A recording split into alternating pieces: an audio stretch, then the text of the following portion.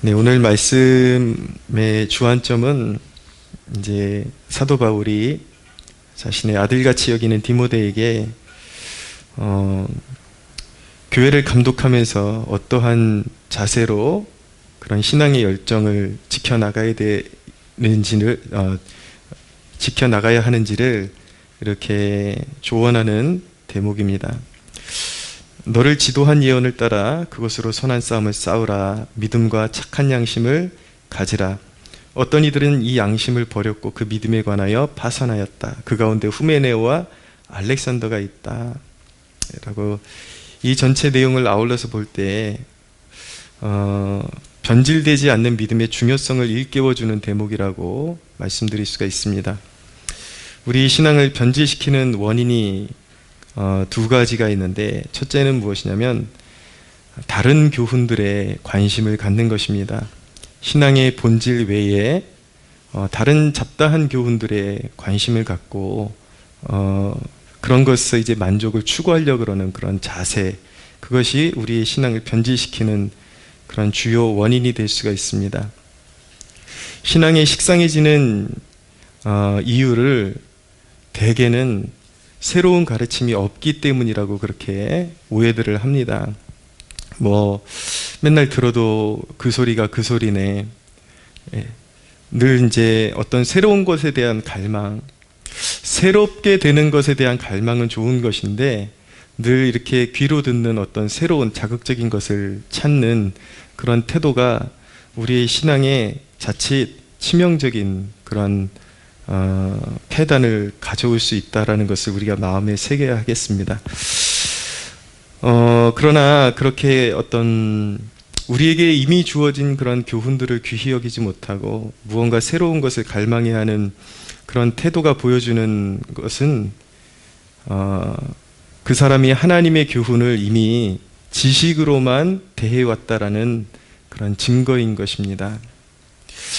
늘 말씀 앞에 정직하게 서게 되면은 우리가 이미 알고 있다고 결코 말하지 못하게 됩니다. 하나님의 말씀을 우리가 매년마다 통독하고 동일한 말씀을 이제 반복하면서 읽고 있지만, 사실은 내 영혼의 상태에 따라서 그 동일한 말씀이 내 영혼을 비추는 그 각도가 매번 달라지기 때문에 죄를 깨닫는 깊이도 달라지게 되고, 어느 순간 내가 참 잘못 살고 있었구나, 또 이렇게 복된 말씀이 있었구나, 딴 때는 그냥 스쳐 지나가면서 내가 영의 눈이 조금 더 어두웠을 때는 그 말씀이 좀 갇혀 있다가 정말 우리의 심령이 좀 더 이렇게 열려 있을 때 그 말씀을 지나다 보면은 맨날 읽는 말씀이었는데 여기에 이런 말씀이 숨어 있었네.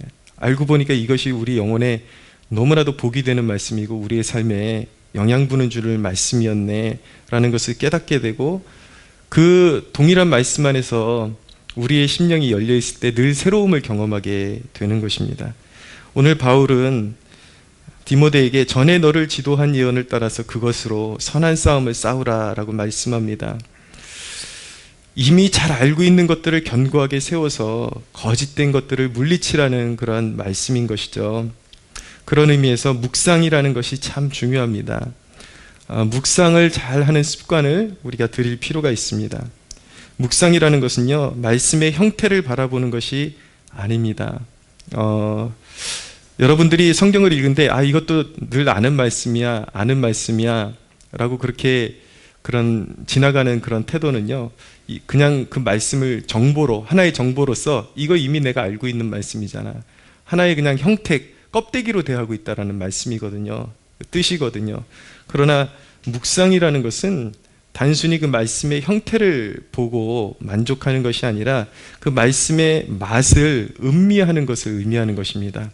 말씀에 머물러서서 그것서 말씀의 맛을 빨아당기는 것이죠. 말씀의 의미를 더 깊이 묵상하고 말씀의 의미를 더 마음에 깊이 새기고, 그것을 통해서 내 삶을 비추어 보고 말씀이 내 골수로 스며들 수 있게끔 그렇게 이제 저장하는 그 방식을 묵상이라고 하는 것입니다.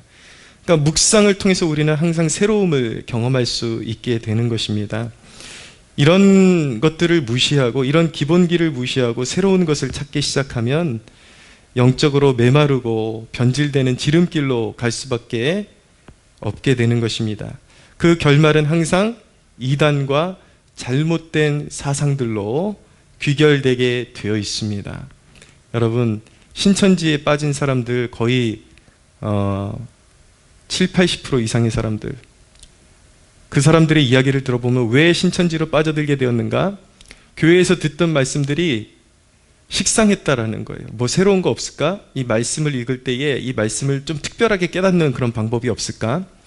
거기에 대해서 한결같이 의구심을 가지고 있고 목마름을 가지고 있던 사람들인데, 사실은 자신들이 늘 알고 있다라고 생각했던 그 복음의 진리에 대해서 정작 깨닫지 못하고 그 복음을 경험하지 못한 사람들이 그것을 지식으로만 추구하다가 결국 새로운 것을 추구하다가 이제 신천지 같은 단체에 가면은 비유풀이라 그래서 이 단어 하나하나를 가지고 말장난을 하는 거죠. 사실 이 영이 깨어있는 사람이 보면은 그들이 비유풀이라고 해주는 것을 보면은 정말 초등학생을 가지고 장난치는 것 같아요. 놀이하는 것 같아요. 너무 유치하고 너무 이게 진짜 현 시대에 대학 안 나온 사람들이 없잖아요. 정말 적어도 대학 나온 사람들이 적어도 초등학교 이상만 나와도 야, 이게 진짜 말 같은 소리라고 하고 있냐라고 이렇게 분별이 돼야 되는데, 이 영이 어둡다 보니까 대학까지 나오고 학벌이 뛰어나고 사회적인 지위가 있어도 그런 비유풀이가 너무 그럴듯하게 와닿아가지고 거기 미혹되어서 자기의 영혼을 팔아넘기는, 그래서 결국 영원한 멸망의 길로 가게 되는 그런 안타까운 신세가 되고 마는 것이죠. 그래서 성경은 말세의 그런 교회의 타락 현상에 대해서 무엇이라고 말씀하고 있냐면 스승을 많이 두는 것이라고 그렇게 말씀하고 있습니다. 많은 사람들이 귀가 가려워서 자기 사욕을 따라서 스승을 많이 두는 것, 이것이 바로 타락한 세대의 그런 특징이다라고 말씀하고 있는 것입니다. 물론 정말 공인되고 본받을 만한 그런 목회자들, 정말 영성이 깊은 목회자들, 이렇게 자기 인생의 몇 명 멘토로 이렇게 선별해서 그들의 메시지를 듣는 것은 유익할 줄로 압니다.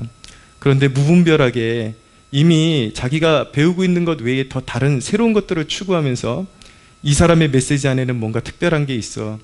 여러분, 제가 장담컨대 이 교회 안에서, 정상적인 교회 안에서 여러분들이 수시로 듣던 메시지가 아니라 너무 새로운 메시지를, 너무 달콤하고 너무 싱그럽고 너무 새로운 메시지를 전하고 있는 그 누군가가 있다면 그 사람은 90% 이상 잘못된 가르침을 가르치는 거짓 선지자의 가능성이 농후합니다. 복음은 이미 드러난 것을 배우는 거예요. 이 말씀을 꼭 기억하십시오. 전에 너를 지도한 예언을 따라 그것으로 선한 싸움을 싸우라. 이미 알고 있는 것을 가지고 지켜내라는 것입니다. 이미 알고 있는 것을 늘 깨닫고 갈고 닦아서 그것으로 진리를 분별하고 시대를 분별하고 복음의 진리를 지켜나가라라는 그러한 말씀인 것입니다. 오늘 디모데에게 준 사도 바울의 경고 그리고 권면이 오늘날 우리 세대에도 다시 우리의 경종을 울리는 메시지로 다시 울려 퍼져야 할 줄로 믿습니다. 전에 너를 지도한 예언을 따라 그것으로 선한 싸움을 싸우라. 여러분, 진정으로 승리하는 신앙의 비결은 어디에 있는가? 변치 않는 신앙의 비결은 우리 신앙 가운데 요것 몇 가지만 딱 지니고 있으면 모든 것이 끝나는 것입니다. 무엇이냐면 내가 몸담을 수 있는 건강한 교회 그리고 성경, 이 두 가지, 경건한 교회, 공인된 그런 이탈되지 않은 그런 건강한 교회, 경건한 교회와 그리고 성경, 이 두 가지를 붙들면 우리의 신앙에 부족할 것이 없이 공급받으면서 신앙생활을 할 수 있게 되는 것입니다. 할렐루야. 네. 거기다가 한 가지 더 첨가하자면 선별된 경건서적들, 정말 공인된 그러한 어떤 신학자들, 영성가들, 공인된 그런 사람들이 쓴 아주 선별된 경건서적을 조금 더 참고할 수 있다면 이보다 좋은 서적은, 좋은 시대의 스승은 존재할 수가 없는 것입니다. 이러한 것들만 우리가 잘 갖춰도 우리 신앙이 넘치도록 풍성한 그런 신앙생활을 우리가 영위할 수 있다는 사실을 잊지 말아야 하겠습니다. 신앙을 변질시키는 두 번째 원인은 무엇이냐면 열정의 식어짐입니다. 이것은 영적인 게으름의 결과입니다.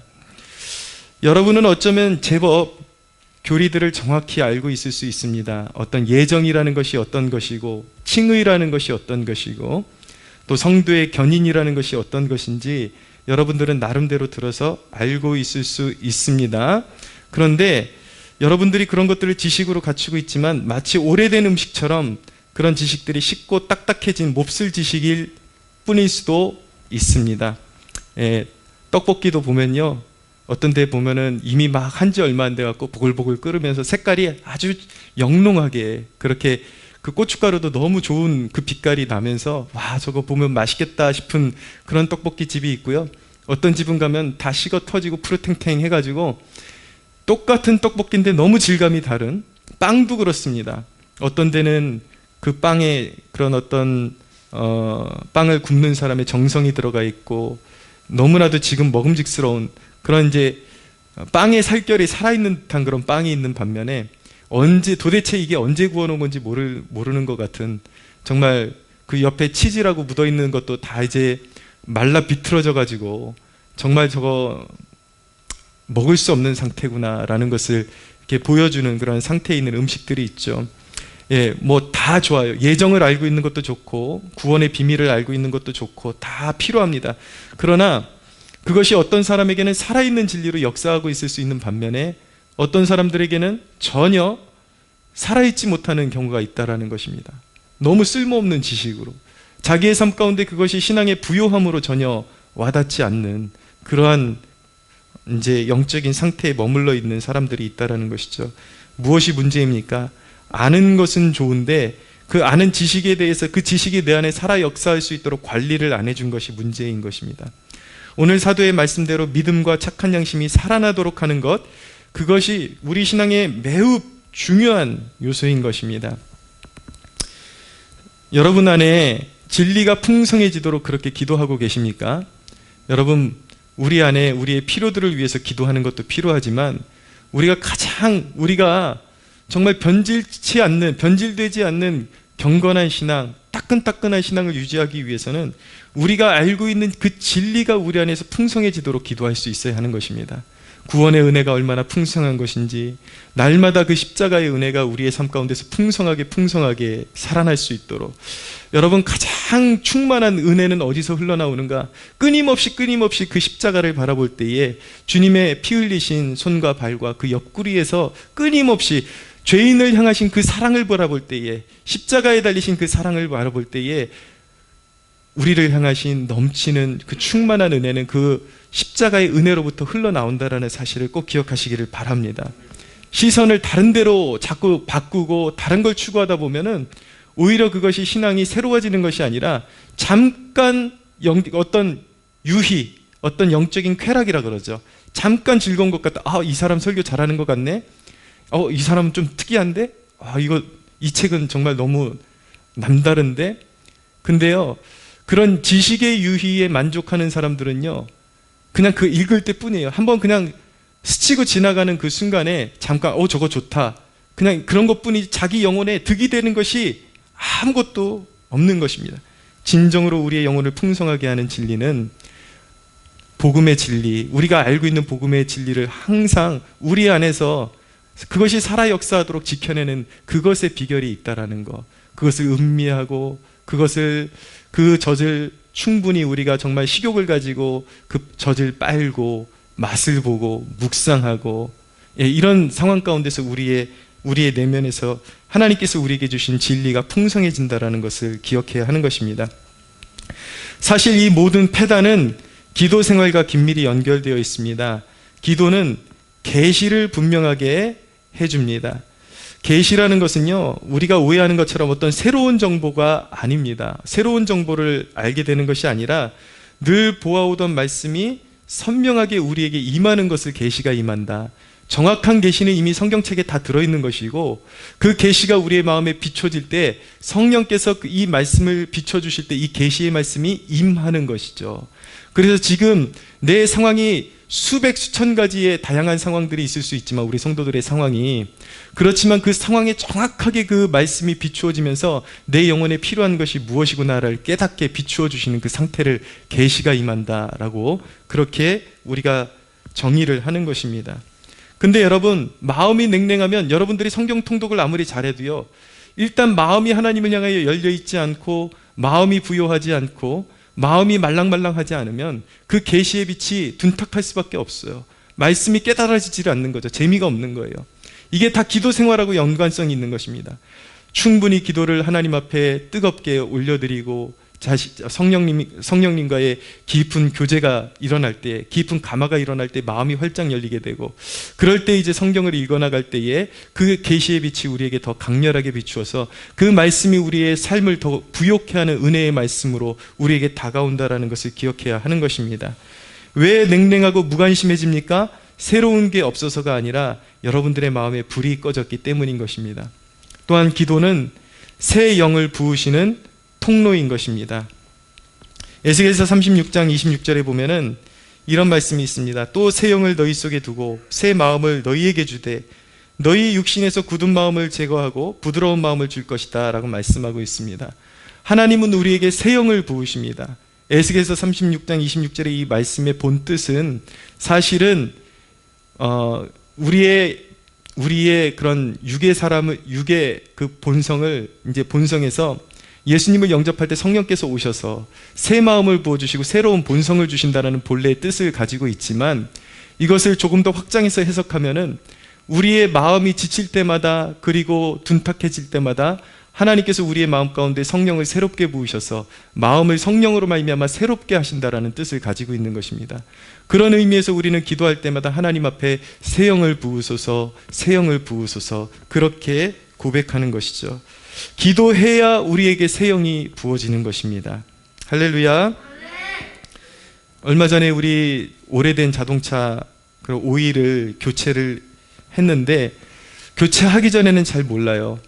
오래 타고 다녀도 그게 얼마나 둔탁해진지 잘 모르는데, 오일을 갈고 나면은 차가 얼마나 부드럽게 나가는지 그때 비로소 차가 굉장히 안 좋은 상태에 있었구나라는 것을 깨닫게 되는 것입니다. 새 영이 우리에게 부어지면은 우리에게도 그러한 역사가 일어나는 것입니다. 우리의 모든 감각을 하나님을 향하여 가장 이상적으로 세팅시켜 주는 것입니다. 그래서 새 영이 부어지면 동일한 말씀이 들려오는데 늘 새롭게 와닿아요. 아멘, 아멘 와닿고, 늘 그것이 감동이 되고 은혜가 되고, 전에도 들었던 말씀인데 그것이 또 새로운 각도로 다가오고, 말씀이 달라진 게 아니에요. 메시지가 달라진 게 아니라 동일한 말씀이 선포되어지고 있는데 내 마음이 새로워지니까. 하나님이 우리를 새롭게 하는 방식은 새로운 정보들을 막 주입시키는 것이 아니라 이미 성경에 기록된 말씀, 그리고 이미 공인된 교리의 말씀에 새 영을 부어주셔서 그것을 우리의 마음 가운데 새롭게 각인시켜 줌으로 말미암아 우리를 새롭게 하시고 늘 우리를 활기 있게 하신다라는 것을 깨닫는 여러분들 되시기를 축복합니다. 사랑하는 여러분, 영적으로 자기 관리를 소홀히 해서는 안 되는 것입니다. 그렇게 되면 계속 새로운 걸 찾게 돼요. 사실은 자기 내면의 문제인 것을 알지 못하고 뭐 새로운 거 없나? 새로운 선생 없나? 이렇게 되는 것이죠. 그런데요, 그런 영적인 상태에서는 아무리 새로운 걸 찾아도 제가 100% 예언하지만 만족함이 없습니다. 곁길로 빠지게 되어 있습니다. 악한 사상에 빠지게 되어 있습니다. 오늘 이 본문을 꼭 기억하십시오. 너를 지도한 예언을 따라 선한 싸움을 싸우라. 믿음과 선한 양심을 가지라. 여러분, 우리에게 처음 부어진 그 신앙의 교훈과 그 열기를 따라서 그릇된 교훈을 물리치고 열정을 지켜나가는 길이 바로 신앙 승리의 길이요, 변치 않는 신앙의 비결임을 믿으시기 바랍니다. 오늘 이 기도의 자리에 새 영이 부어지는 그런 축복의 자리가 되기를 소망합니다.